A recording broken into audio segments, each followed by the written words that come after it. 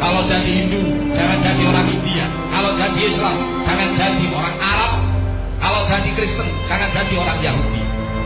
Tetaplah jadi orang Nusantara dengan adat budaya Nusantara yang kaya raya ini.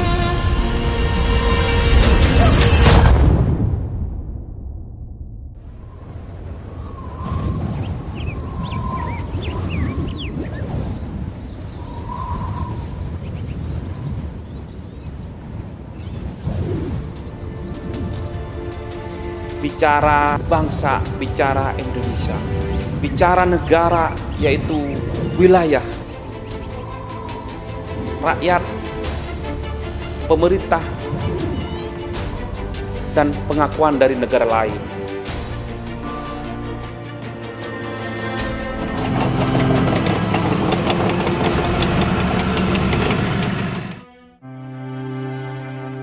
Dan di Banten ini ternyata kebinekaannya udah terbangun sebelum itu negara itu merdeka, ya?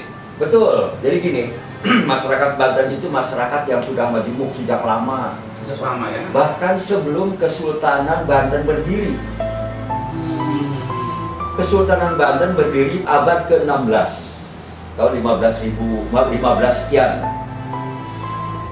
Izin katanya juga ada kampung Bugis juga di sini. Ada kampung Bugis, ada kampung Dermayon, ada Itu kampung sebelum negara Indonesia ada, itu udah ada. Sebelum Kesultanan Banten sudah ada mereka. Berarti Banten ini contoh turbin penggerak kebinekaan Nah, sebenarnya. oleh karena itu ketika kita dituduh Banten intoleran, justru kalau mau belajar toleransi datanglah ke Banten. Coba perhatikan ya.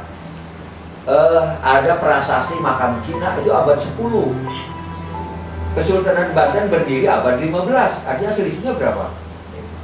500 tahun selisihnya keberadaan mereka.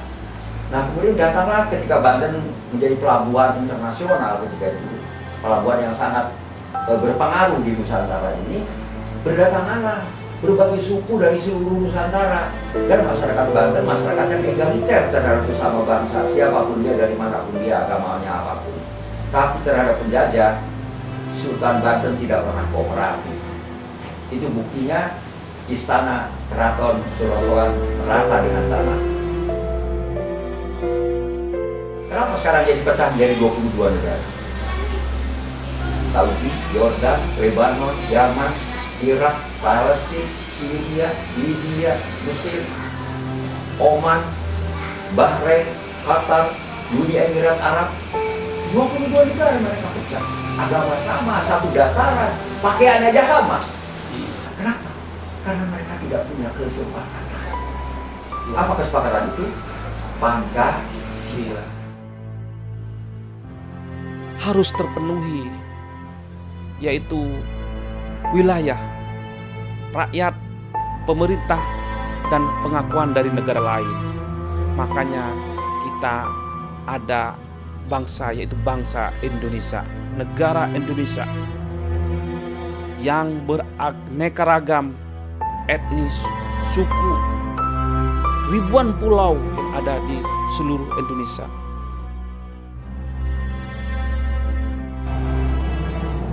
Di Lebak itu, Bu, multi etnis, multi agama. Bicara Banten sebenarnya bicara Lebak karena tempat ibadah paling banyak di Lebak. Dan tidak pernah ada gesekan apapun di sini. Meskipun ada etnis Baduy yang di sana setiap kemana-mana bawa golok, itu. Tapi nggak pernah ribut, nggak pernah ribut. Itu luar biasa uniknya, Lebak. Ibu sebagai bupati, turbin penggerak kondusivitas yang ada di Lebak. Resep apa, Bu? Kok bisa begini di Banten dan di Lebak di sini? Sebetulnya bukan resep saya ya, karena memang ini sudah membudaya ya, di Lebak tuh jauh dari zaman Indonesia merdeka kan. Budaya ini sudah mengakar di masyarakat. Makanya tadi kita hidup berdampingan kan. Ya seperti Katolik juga sudah berdiri di sini, ada vihara juga sudah berdiri di sini, ada masyarakat Baduy yang sudah wiwitan, kemudian juga ada kesepuhan. Nah, inilah ada kesadaran bahwa tadi itu karena dari pendiri bangsa bahwa kita tuh harus bersatu. Ya mungkin semangat itulah. Nah, ketika itu kita juga di dalam melakukan kebijakan-kebijakan pemerintahan, tentunya kita juga berkomunikasi.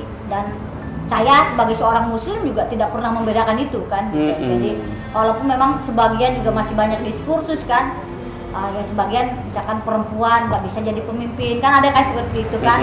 Terus ya sebagai seorang muslim jangan datang atau mengucapkan hari raya agama lain gitu ya. Tapi menurut saya justru sebagai seorang pemerintahan gitu ya, saya sebagai sekarang diberikan amanah itu harus bisa merangkul itu semua, karena mereka punya andil yang besar di dalam pembangunan. Nah kalau misalkan tadi multi etnis ini bisa bersinergis, tentunya akan berdampak kepada pembangunan juga di Lebak gitu ya. Gitu. Jadi mencoba mengkomunikasikan itu, saya juga bersilaturahim, saya dekat dengan para pastor, saya dekat dengan para pendeta, saya juga dekat dengan wanita Katolik, saya juga pengurus vihara juga saya dekat. Malah kan ketika ada bencana-bencana juga mereka kan ikut andil paling terdepan kan gitu ya. Jadi gitu. Jadi kemudian juga tadi itu kita ada FKUB ya, terus ada MUI, FBK. Jadi alhamdulillah gitu segala sesuatu ketika terjadi apa-apa kita berkomunikasi dulu. Misalkan sekarang seperti Baduy yang Sunda Wiwitan, terus ada juga sekarang kan ada yang proses perizinan gereja dan lain sebagainya. Jadi kalau misalkan kondusif di masyarakat, ya saya tidak ada alasan lain untuk menolak kan, ya untuk tidak memberikan izin kepada misalkan pendirian rumah-rumah ibadah gitu. Jadi resepnya adalah memang bukan resep saya, tapi ini yang sudah memang terbangun oleh masyarakat, yang mungkin tadi itu satu-satunya di Banten semua rumah ibadah ada di Lebak gitu ya. Semua rumah ibadah ada di Lebak, gereja juga ada berapa, dari ujung Lebak seperti Cikotok sudah ada gereja kan gitu. Dan kan. Cikotok tuh udah multi etnis di zaman dulu Iya, zamannya tambang Cikotok kan gitu. Terus kemudian sekarang di sini aja ada gereja Bunda Maria kan gitu ya. Terus Pantai Costa, terus Betel kan. Rumah sakit misi. Iya, rumah sakit misi, terus ya tadi itu vihara, terus ya masjid di mana-mana kan ada juga kan gitu. Dan nggak pernah konflik. Nggak pernah konflik, ya. Ternyata di Lebak itu unik. Di Lebak itu 1.400.000 sensus penduduk. Di Lebak itu ada tol, ada ratusan pabrik, ada etnis suku Baduy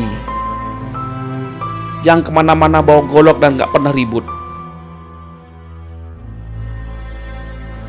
Bicara pariwisata, bicara budaya, bisa jadi dari budaya luar masuk ke Lebak.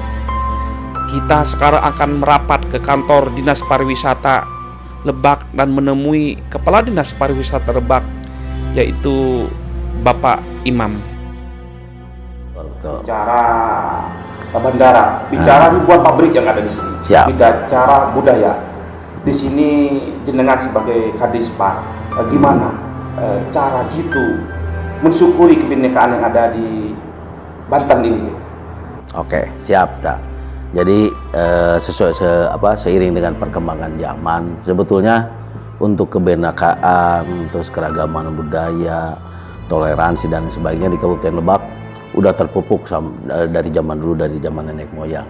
Namun demikian ini harus betul-betul kita gaungkan lagi, lestarikan lagi, apalagi visi Lebak seperti ketahui oleh Cak bahwa Lebak akan menjadi destinasi wisata unggulan nasional berbasis potensi lokal. Ini betul-betul harus kita siapkan dan kita rencanakan seperti apa untuk menjaga kebersamaan, kebinekaan, karena Lebak akan menjadi tujuan wisata. Apalagi tadi disebutkan oleh Cak Alip kan bahwa kita akan sudah punya konektivitas yang kemarin baru diresmikan oleh Presiden Jokowi, yaitu tol Rangkas Bitung, terus juga ada double track KRL Remaja dan sebagainya.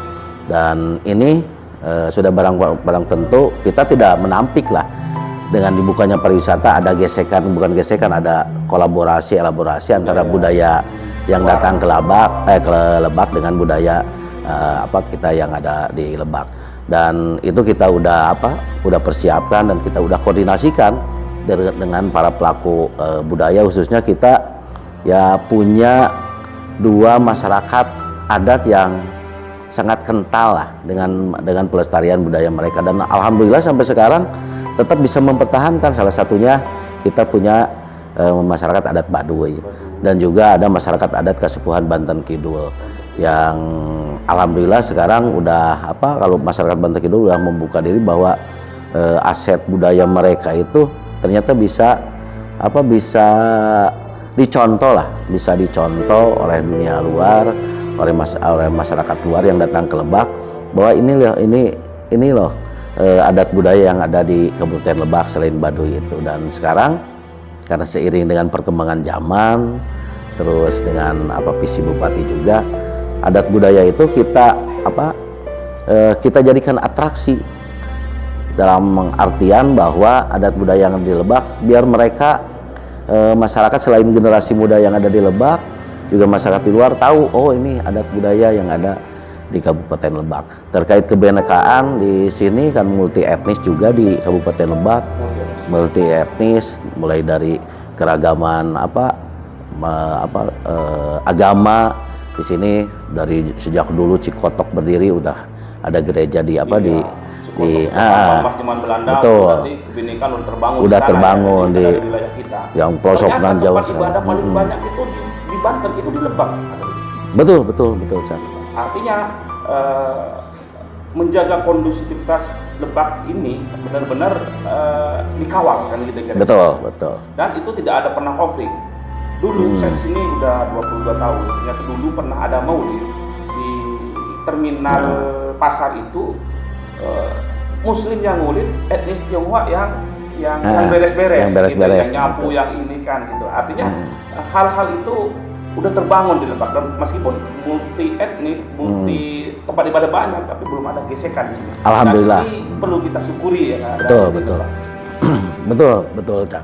Jadi kita multi etnis tadi, berbagai agama ada di Lebak, tempat ibadah ada di Lebak, dan kita juga ada pengembangan wisata religi.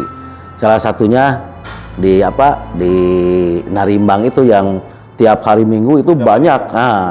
Bunda Maria di Akbar itu, dan juga yang lagi diusahakan oleh masyarakat Baduy, pingin pencantuman di KTP, sebetulnya udah difasilitasi oleh pemerintah terkait aliran kepercayaan. Cuma mereka warga kita, saudara kita di Kanekes di Baduy itu pingin tetap ditulisnya Sunda Wiwitan. Itu dari zaman dulu itu udah diakui. Kalau dulu pencetakan KTP kan diketik langsung oleh orang kecamatan, kalau sekarang pakai aplikasi, dan itu perjuangan masyarakat adat penganut kepercayaan, akhirnya muncullah di aplikasi itu aliran agama kepercayaan lah gitu. Tapi Baduy masih memperjuangkan pingin tetap Sunda Wiwitan, dan ini merupakan seperti tadi yang Kak bilang, agama yang di negara kita yang ditetapkan itu di Lebak justru tambah satu yang tadi Sunda Wiwitan, dan itu tidak ada terjadi gesekan. Kita saling menghargai, dan masyarakat Baduy juga walaupun mereka belum tercantum Sunda Wiwitan ya lagi memperjuangkan, mudah-mudahan sebentar lagi hak aliran kepercayaan betul-betul bisa diganti dengan Sunda Wiwitan. Mereka mengakui bahwa mereka bagian dari NKRI. Dan bukan tidak mungkin Indonesia akan runtuh. Pajajaran aja runtuh, Demak runtuh, Majapahit runtuh, Belanda yang segitu canggihnya juga runtuh di Nusantara. Dan kita akan menyambangi sekarang markas Yon Mandala Yuda, markas terbaik Kostrad, satu-satunya ada di Indonesia, dan negara lain di Asia tidak ada, cuma ada di Cina dan Indonesia. Kita temui beliau, Kolonel Infanteri Slamet. Kolonel Slamet Infanteri, Kolonel Slamet ini dimulai dari HUT TNI. Saya tahu kemarin tokoh-tokoh Lebak Banten diundang semua ke sini untuk bareng-bareng kita naik Leopard dan alat tempur yang ini, karena beliau berpendapat dari rakyat untuk rakyat. Dan sekarang ini kebetulan hari jadi keempat Yon Mandala Yuda yang ada di Lebak ini, dan di sini ada ratusan prajurit, dan prajurit di sini multi etnis, dan untuk Mandala Yuda udah menerapkan gimana kondusivitas itu dijaga, dan untuk menjaga stabilitas keamanan nasional yang ada di Lebak dan Banten khususnya. Resep untuk ini lagi komandan, tokoh agama gimana? Kalau komandan kan yang lain diundang semua, barangkali yang lain gimana? Dan ini jangan. Begini, memang benar yang disampaikan bahwa pasukan ini kita prajuritnya terdiri dari multi agama, multi etnis. Semua agama di batalionnya ada prajuritnya, kemudian juga dari suku, terdiri berbagai macam suku dari ujung Sumatera sampai Papua. Namun demikian di batalion ini semuanya bisa berjalan dengan baik. kegiatan agama, kegiatan yang lainnya berjalan. Tidak ada terjadinya gesekan perbedaan, karena memang TNI selalu diajarkan bahwa kita harus berdiri di semua golongan, tidak boleh memihak salah satu golongan, karena kita berkomitmen tetap menjaga persatuan dan kesatuan demi tegaknya NKRI. Karena itu TNI harus selalu bisa berdiri di semua golongan. Mantap, luar biasa. Terima kasih Manan, supaya semoga Indonesia tetap jaya. Cakra, cakra, cakra. Resep untuk menjaga kondusivitas yang ada di Banten adalah silaturahmi, saling menjaga, saling mengundang antara stakeholder, pemerintah, MUI, FKUB, FPK, BNPT, semua binaan organ di bawah Kesbangpol bergerak untuk menjaga keamanan Banten